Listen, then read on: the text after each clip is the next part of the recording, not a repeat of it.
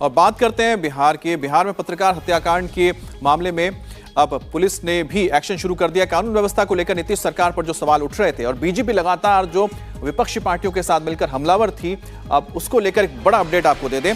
पत्रकार विमल हत्याकांड में आरोपियों ने किस तरह से इस पूरे घटनाक्रम को अंजाम दिया, उसको लेकर खुलासे हुए हैं। अरेरा पुलिस ने बड़ी कार्रवाई करते हुए 8 लोगों के खिलाफ एफआईआर दर्ज की है, जिसमें 4 लोगों को गिरफ्तार किया गया है, जबकि 2 लोग फरार हैं और इनमें से जो 2 लोग हैं वो पहले से ही जेल में बंद हैं। तो कुल मिलाकर 8 लोगों के खिलाफ नामजद ये एफआईआर दर्ज हुई है, उसमें 2 लोग पहले से जेल में हैं। अब हत्यारों के सीसीटीवी फुटेज भी पुलिस के हाथ लगी, जिसके जरिए उनकी पहचान करने की कोशिश हो रही है, लेकिन उनके चेहरे नकाब में छुपे हुए, इस वजह से थोड़ी दिक्कत आ रही है। आपको बता दें कि 18 अगस्त को पत्रकार विमल यादव की अपराधियों ने घर के बाहर बुलाकर हत्या कर दी थी और पत्रकार विमल यादव की हत्या के बाद सूबे में कानून व्यवस्था को लेकर सवाल उठाए गए थे और बिगड़ती कानून व्यवस्था को लेकर नीतीश कुमार को बीजेपी समेत विपक्ष ने घेरा था। उधर मुख्यमंत्री नीतीश कुमार का कहना है कि दोषियों को बख्शा नहीं जाएगा।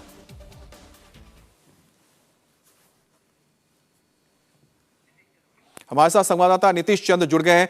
नीतीश, ये तो बड़ी कार्रवाई हुई है कि 8 लोग नामजद, पता लग चुका है कि कौन इसके दोषी या आरोपी हैं। बहरहाल कितने लोगों को गिरफ्तार कर लिया गया, किस तरह से गिरफ्तारी हुई और कितने लोग हैं जो इस वक्त फरार हैं, और साथ ही जो जेल में बंद है वो कौन है? देखिए, इस पूरे मामले में जो पीड़ित परिवार है, पत्रकार के पिता की तरफ से एफआईआर दर्ज कराई गई है, जिसमें 8 अपराधियों के खिलाफ नामजद एफआईआर दर्ज कराई गई है। इनमें से 6 जो हैं वो पुलिस की गिरफ्त में हैं। 4 वो हैं जिन्होंने घटना को अंजाम दिया और 2 पहले ही से इस मामले में, उसके भाई की हत्या के मामले में जेल में बंद हैं। तो इस तरह से 8 में से 6 पुलिस के कब्जे में है, गिरफ्त में है, और जो 2 बचे हुए अपराधी हैं उनकी गिरफ्तारी के लिए छापेमारी की जा रही है। माधव और भवेश, ये 2 ऐसे नाम हैं जिनमें से भवेश को गिरफ्तार कर लिया गया है और माधव की गिरफ्तारी की कोशिशें अभी की जा रही हैं।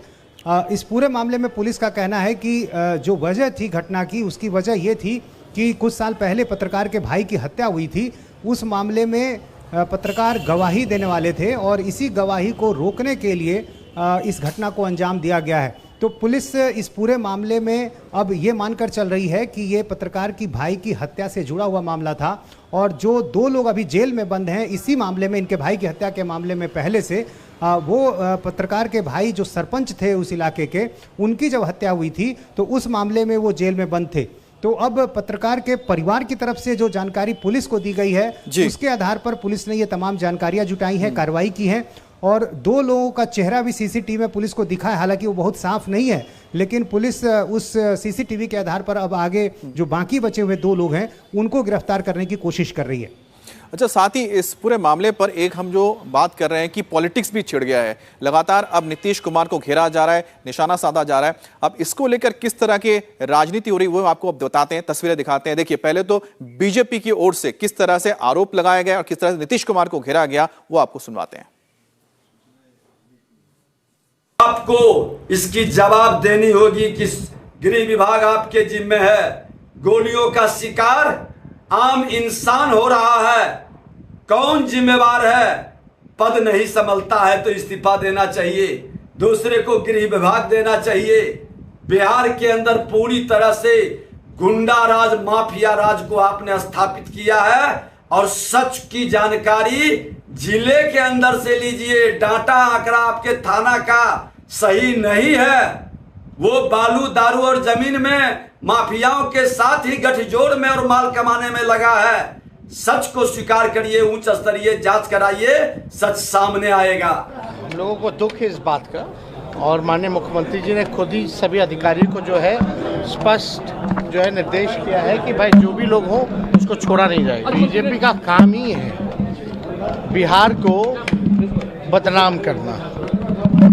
बीजेपी ने बिहार को जितना बदनाम किया है शायद ही और किसी ने किया है, लेकिन क्राइम रिकॉर्ड के मामले में दिल्ली से ज्यादा क्राइम कहाँ है? सर, पीएम तो जो देश की राजधानी है, जहाँ पीएम रहते हैं, जहाँ राष्ट्रपति हैं, एनसीआर में जो आप देखिएगा कितना ज्यादा, वहाँ जो एनसीआरबी के रिकॉर्ड में सबसे ज्यादा क्राइम अगर कहीं है तो दिल्ली में है। सर, पीएम तो हत्या, किडनैपिंग, रेप, लूट तो दिल्ली में हो रहा है और होम मिनिस्ट्री के अंतर्गत दिल्ली पुलिस नीतीश बाबू, आपको तो नहीं माफ करेगी राज्य की जनता, क्योंकि आपका उदय ही हुआ था, राजगद्दी पर बैठे ही थे एज ए चीफ मिनिस्टर। वो बैठे थे जंगल राज को खत्म करने के लिए। 10 तक आपने खत्म भी किया था, लेकिन आज राजधर्म आप भूल चुके हैं। जिसमें आपका उदय हुआ था, बिहार की जनता ने आपको मुख्यमंत्री बनाया था, आज बिहार की जनता आपसे निराश हो रही है। मणिपुर तो 3.5 महीना से नहीं संभाल पा रहे हो साहब। किसको कहते हो, किस जुबान से बोलते हो? आईना रखा करिए। सवाल तो उठेगा हत्याकांड को लेकर। नहीं, सवाल उठेगा, उसका जवाब भी मिलेगा, फौरी तौर पर कार्रवाई होगी। हम अपनी चुनौती अपनी जिम्मेवारी से अलग नहीं हटते हैं।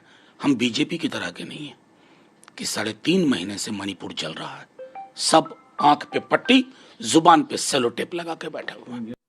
इंडिया टीवी हर वक्त हर जगह डाउनलोड करने के लिए सर्च करें India TV news Google play store या ऐप स्टोर पर।